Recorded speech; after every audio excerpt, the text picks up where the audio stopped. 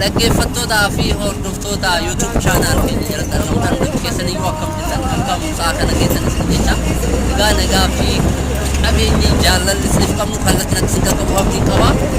Egaa warroonni YouTube channel keenya argeen amin kaasoo jiran subscribe like share gochuudhaan haarawaa arganne akka isin share isiniif barbaadudha.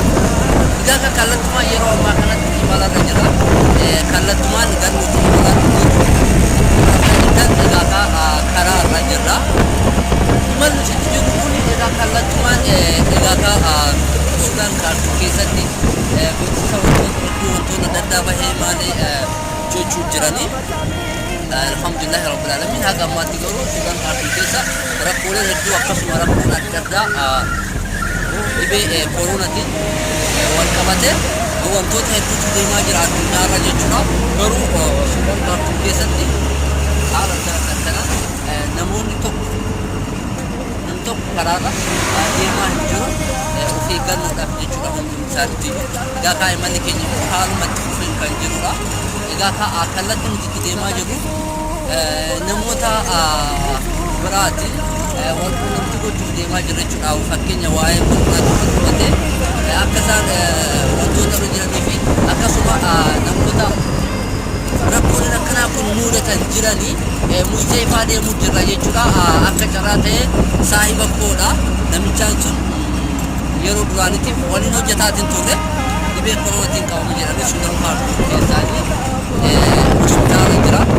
Garuu achi dawaa argachuudhaan dawaa habashaatti fayyadamanii hospitaala dhaqee achi baasan jechuudha. Fayyeetiin jira.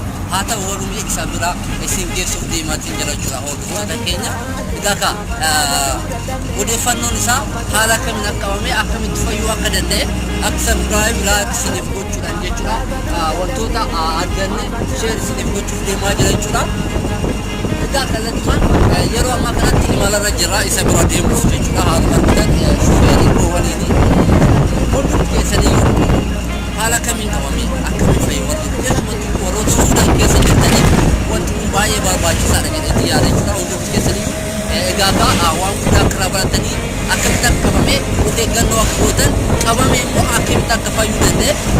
Egaa walitti deebinaa kallattumaan subscribe like share gochuudhaan egaa maabiloonni koo jechuudha iddoo hedduudhaan dhiyeessanii wanti dhufu immoo akkamitti akka irraa of eeggannoo gochuu danda'u immoo akkamitti akka isa qabe kan jedhu walumaan kan laalu ta'a jechuudha.